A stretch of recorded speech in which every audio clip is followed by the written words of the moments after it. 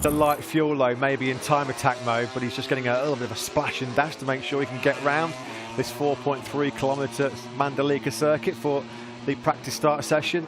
So the pit wall is pretty busy over there in Indonesia right now. There are the Pramusin Ducati team, the factory Ducati Lenovo team as well, keeping a very close eye on what's happening out on circuit.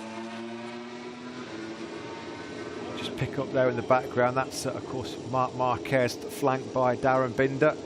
Excellent second day for Marc Marquez. He was never going to be taking big risks, coming back from so many significant injuries over the last couple of years. The 8 times world champion played it safe like so many did on those tricky conditions on day one, but he was much more to the fore today, Marc Marquez, second behind Luca Marini on the timesheets, and that new Honda launching away pretty well, Lewis, by the looks of it. It is, and Marc Marquez, I think he knows full well that the points aren't handed out until the March the 6th in Qatar. So as you say, there was no real value, I suppose, for Marc Marquez to push the boat out too much. He, more than anyone else, it's got to be in the back of his mind. I think you can only be human if it's in the back of your mind what's happened to him over the winter with the double vision that he suffered as a result of that training crash just before the Algarve Grand Prix at the end of last season.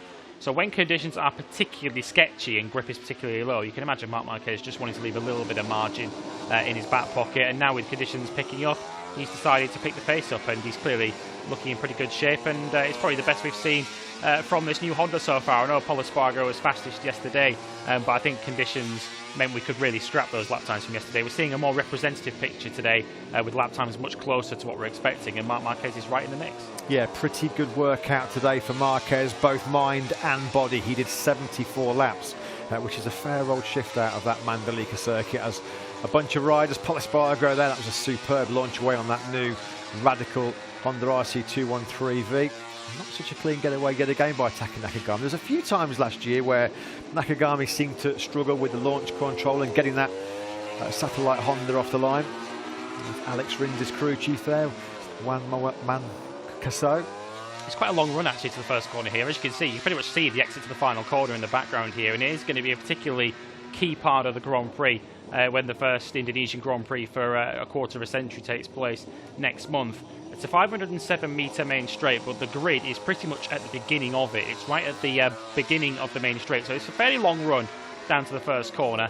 So yeah, if you are poorly off the line, you're just going to get swallowed up in pretty short order. It's not as if you can just jump straight on the brakes and banzai into turn one. You will get swallowed up.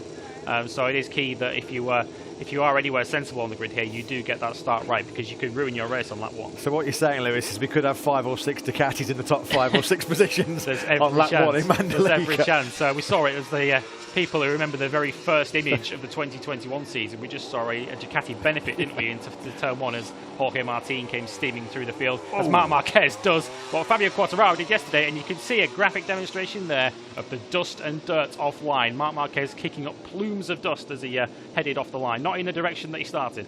Well, we know Marc Marquez loves a bit of dirt tracking when he's back home in Europe. Well, that was pretty spectacular, and not in a good way for Marc Marquez. Yeah, you can just see how dirty that left-hand side of the grid is there. They're going to have to get that cleaned up for the race in about 6 weeks' time. But what we do know, as Lewis just touched upon, recent history has shown that the Ducati launch device is probably the best one out there. We saw Yamaha make big improvements when they introduced theirs from about Mugello onwards last season, but the starts, and the issue is as well that the Ducatis are really good over one lap pace, Lewis. We know that their bikes are good on soft tyres, so you would not be surprised if there's maybe one race this year a lockout of the first 2 rows from Ducati. That doesn't sound like an outlandish, crazy prediction. And with the way they are able to start and launch off the line, some riders that are on non-Ducatis this year might find the race quite difficult, particularly along because it's a hard bike to overtake as well. They've got good braking performance and stability going into the corner. The engine and the acceleration, their electronic control, their mechanical grip means that they're so good coming off the corner as well. It looks like the most complete package going into the new season, doesn't it, with Ducati? It does, and we've got 5 2022 Ducatis on the grid across the factory Ducati team, the Pramac Ducati team, and of course Luca Marini within the VR46 squad.